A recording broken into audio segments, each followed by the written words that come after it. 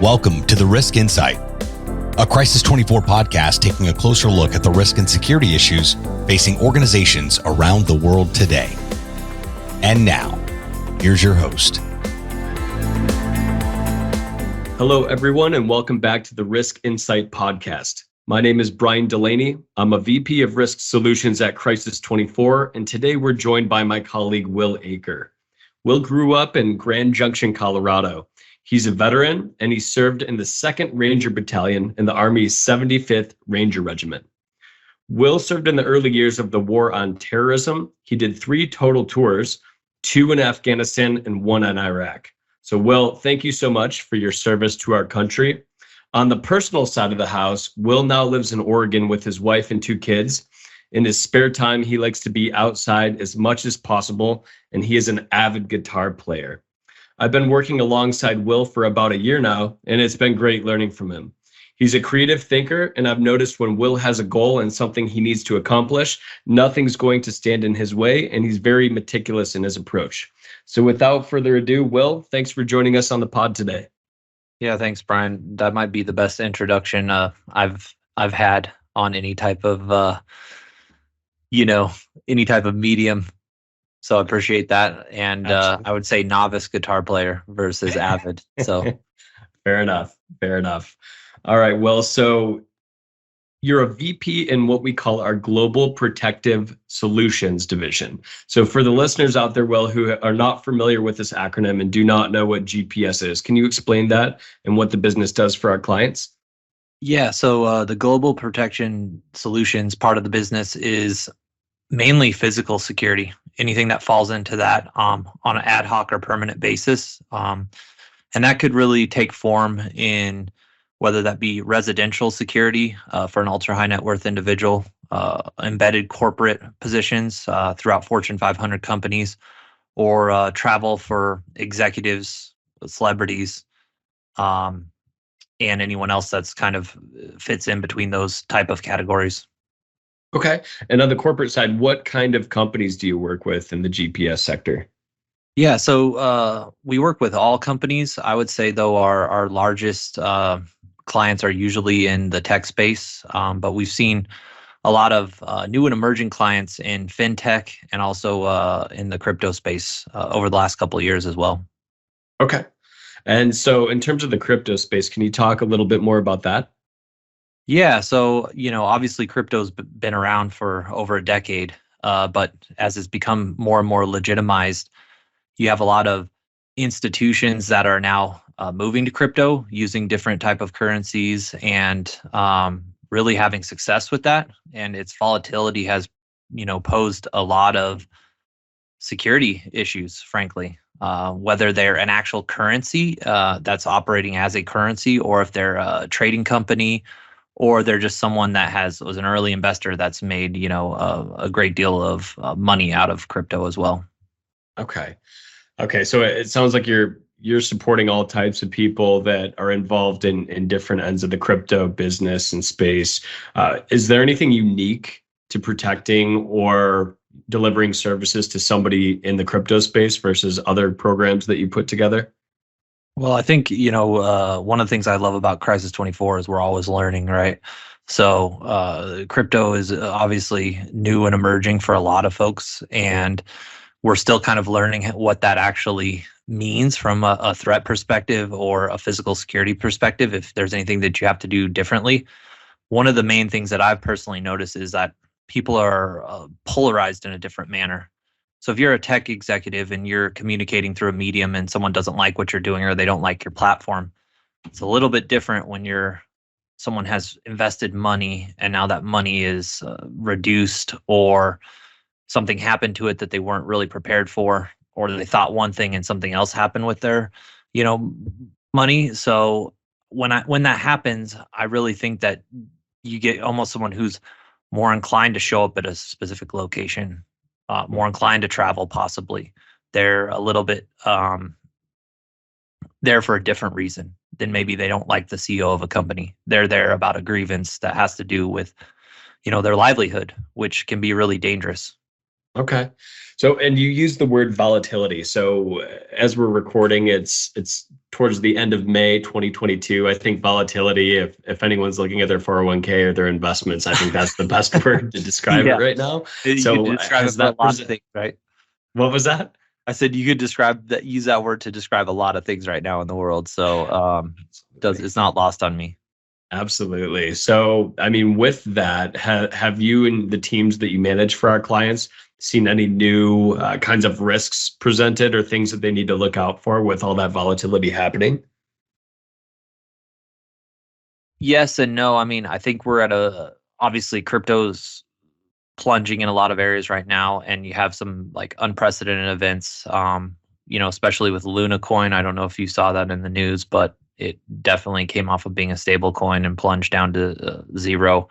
So I think that there is, just with what's been going on, but it's not for those folks that have been kind of invested in crypto over a longer period. There's certainly been other spells where things have gotten really low again and then gone back up. And I think that's just part of the nature of the beast for a lot of people. But as new people come in and they don't understand that, or they make a pretty big risk, I just think that each time that it's at a lower point, I think that you see, more folks that are upset. And that's a big generalization, but it is something that we kind of go off as our team is. We're actually, where we may not have to pay attention to the market for some of our other clients, it's very much something that we have to watch a little bit, especially if we're protecting someone who is actually working for a currency, and that currency is going, way up. You need to be taking a look at some risk factors, or if it's plunging as well. So maybe the best thing for someone like that is that it's just an average day, right? There's not too much high or not too much low. So Right. And so you said risk factors. So like somebody in this space, like for crypto companies out there and security related, personal safety related, like what are some of the recommendations that you and your teams out there make for people and their families in the space? Yeah, I think where we start is kind of twofold. So definitely we offer a service through our company called Digital Trace, and it's really positive for a lot of those folks to see what's actually on them on the internet that they maybe haven't thought of. And of course, this is pretty not unique to crypto in any way, but I think when you are starting to become an ultra high net worth individual, or you're really looking at your security from that point of view, is you really want to know what's out there about you. And that really, Digital Trace helps to do that. And then it also helps you to know what's out there about your family. So I think that's one of the biggest things that I see as folks that are have new and emerging wealth, is that they're just not prepared for not someone to track them down. They've kind of thought about that, and they might have security in place for that. But what they really haven't anticipated is that someone's going to look up their sister or their parents and show up at their house and try to speak with them about something. Not always in a sinister way, but they just haven't really anticipated like family members getting approached, or like where that they live and how easy it is for folks nowadays to access that information. Okay. All right. So that's interesting. Is that happening quite a bit at some of the crypto related clients that you guys are supporting today?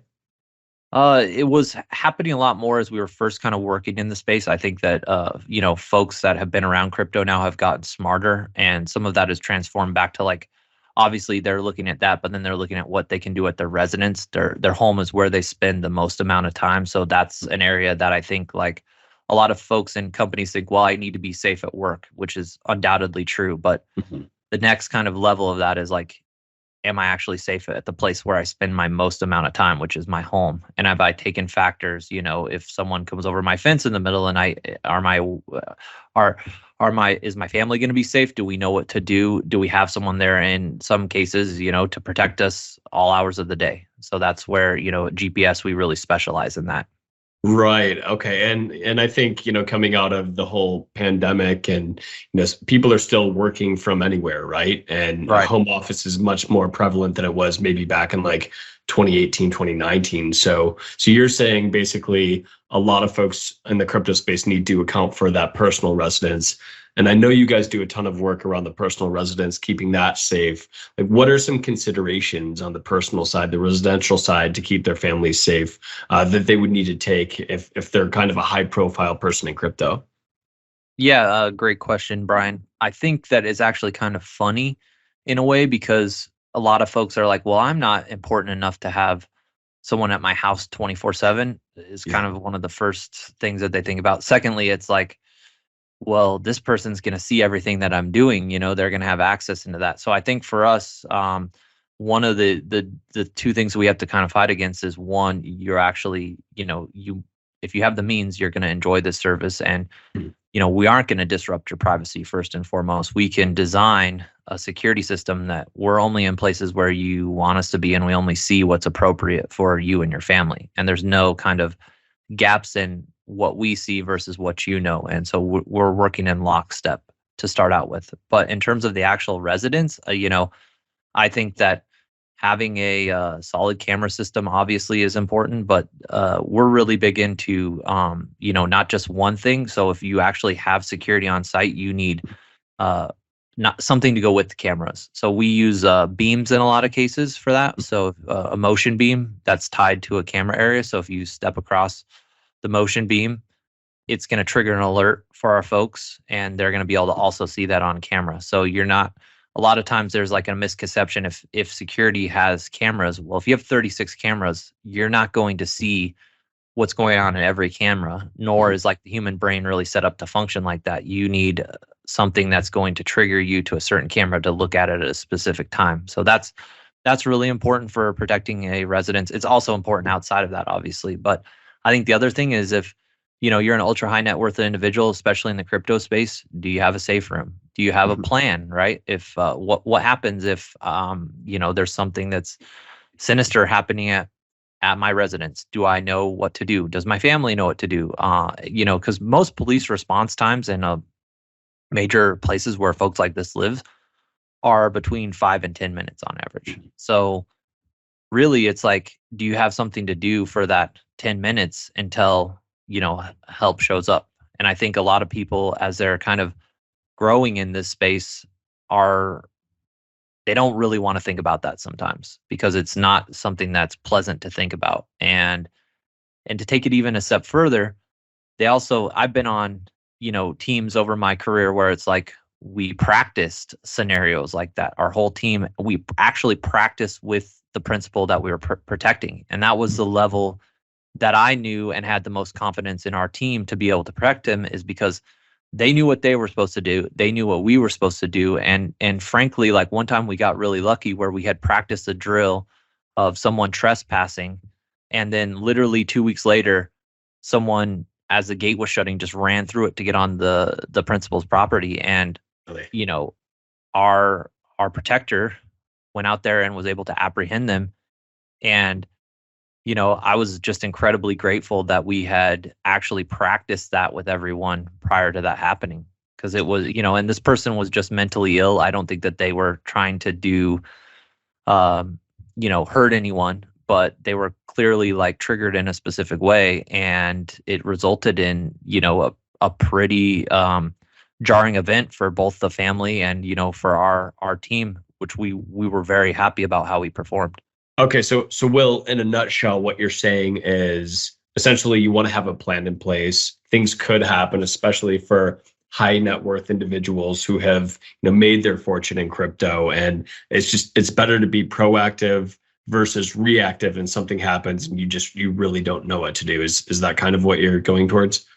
Yeah, absolutely. And I think that a lot of these people, not just in crypto, but ultra high net worth individuals are sometimes having come to the realization that they're having in some cases, a level of monetary success that they hadn't really thought of previously. And I think that that's actually just tricky from a personal matter, as in many cases where, Brian, you and I have met with founders of companies, and they're telling us, hey, I want to be approachable by all my employees, and this value matters to us as a company, and I'm just a normal person and I want to be treated like such. And sometimes it's a difficult conversation for us to be like, well, you made $1 billion, you're no longer a normal person, and Right. And the way that you think about things is really going to need to change if you want to live a more peaceful existence. And because eventually, I think that regardless of whether it's in crypto or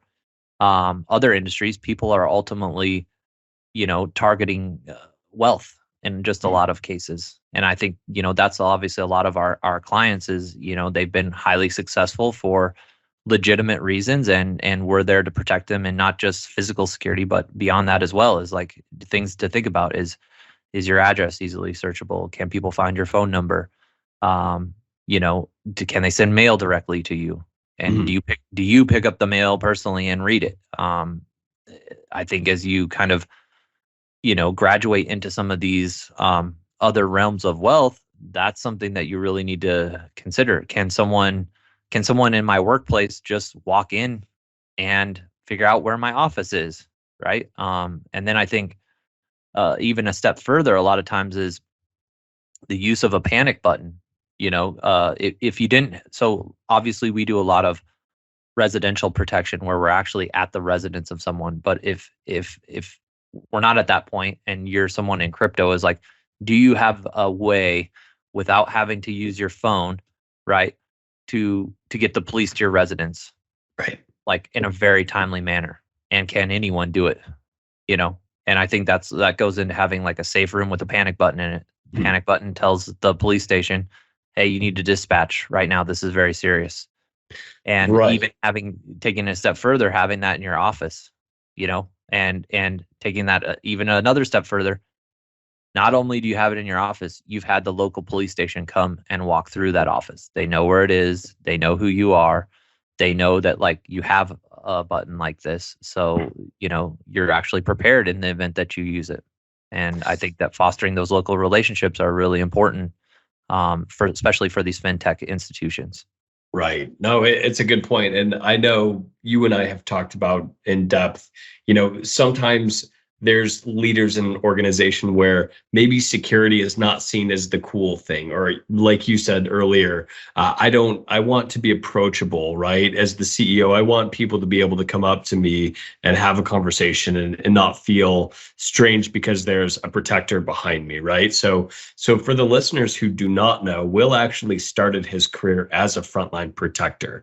And I think things are a bit different now, Will. I think that might be fair to say when, you're traveling around the world and you might be, in San Francisco one day and then Venice the next day and on a private yacht and, looking out for families as they're traveling for business or personal. I think it's a lot different now with you in your leadership capacity in building these programs out. So in terms of how you present those conversations and kind of approach these different ideas with stakeholders that are high net worth individuals, like how has it changed from when you were a protector to now, and how you're delivering those programs, since security might not always be seen as the cool thing to do or something they really need?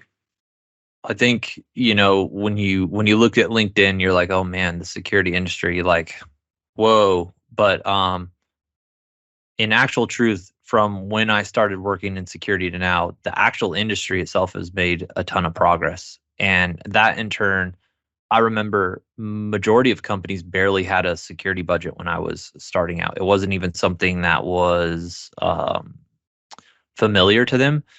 They weren't hiring like a director of security a lot of the times, or he was the only employee in their entire org that was dedicated to security. And I think that just given the state of the world, and as people have become like educated and moved around different companies, that's this thing I've really noticed a lot now is as folks come from a company that has a competent security program, not that they're experts, but they come to another company, and the second that they notice that like, whoa, this is not what it should be, or we're not taking this seriously enough, or dedicating frankly enough cash into this, they start to change that. So I think a lot of things is obviously, people in general move companies a lot. Directors of security do as well.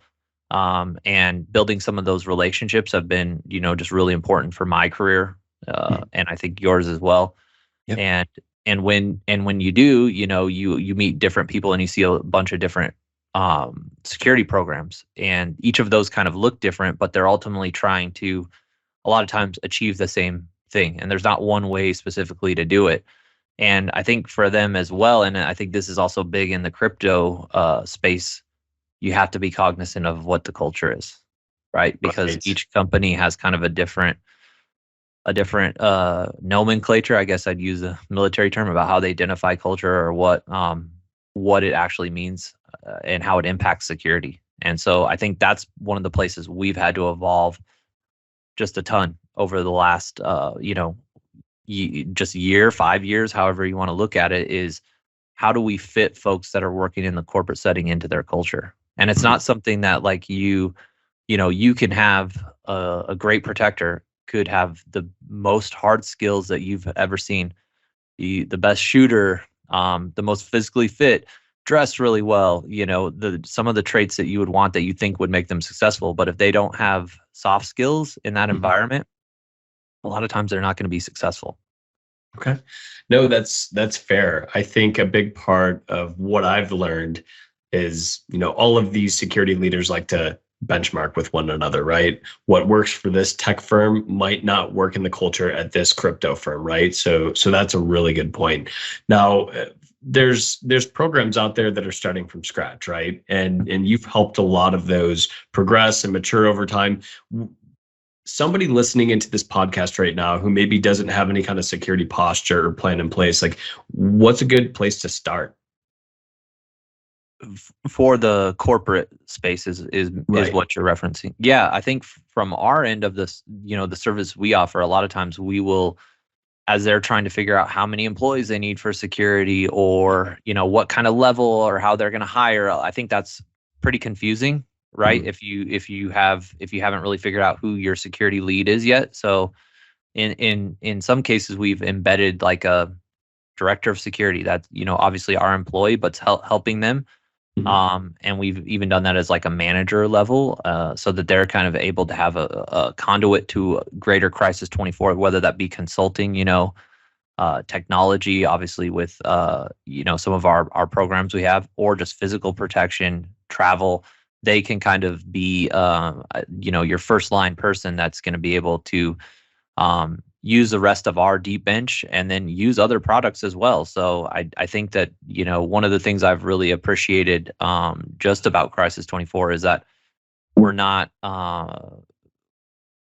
just like, hey, it has to be done this way, right? Like we very much in throughout several different business units, people have an open mind to trying, other products or working around some stipulations that we get from our clients. And I think, a lot of folks maybe in the industry would say that that's normal. I don't, just my previous experience, I do not believe that that's normal or,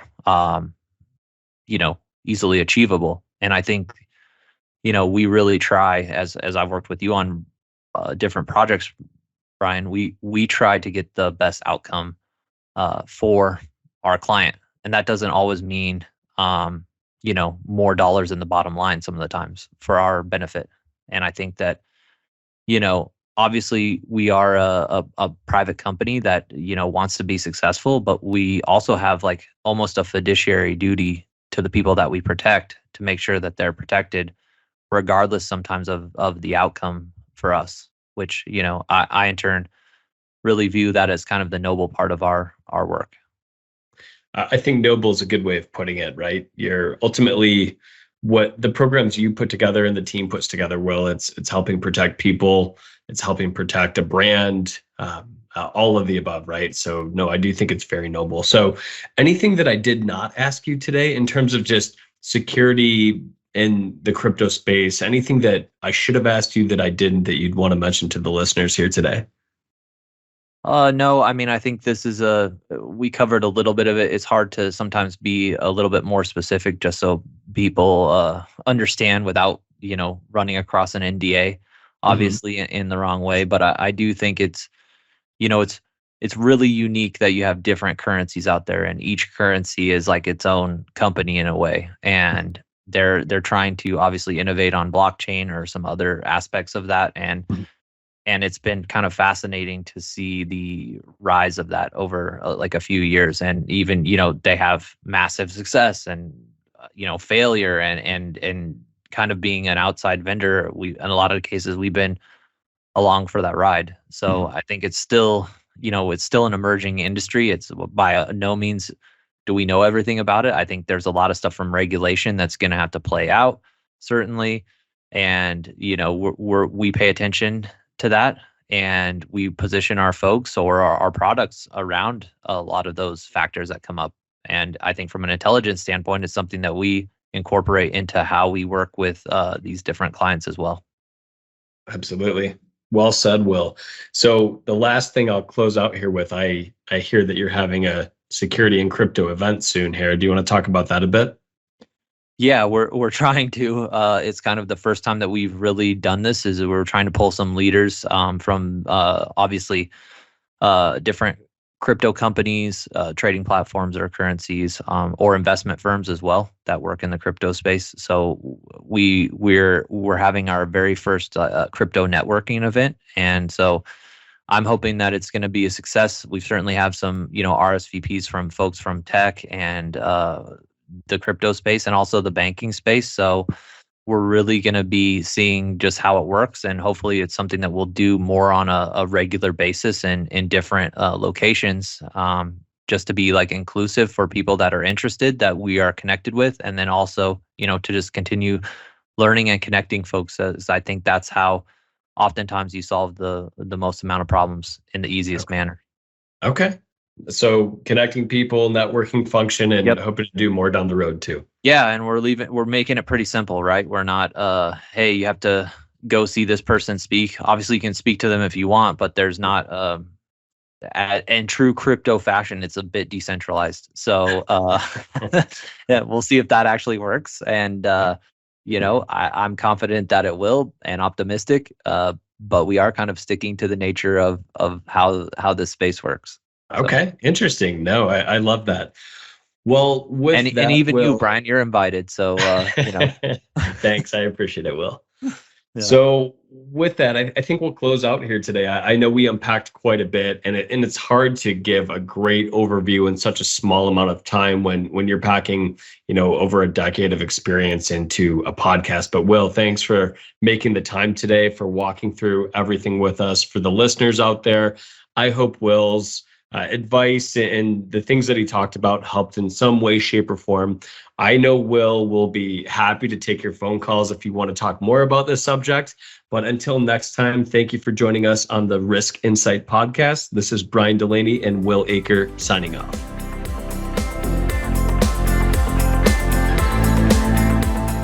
We hope you enjoyed this episode of the Risk Insight.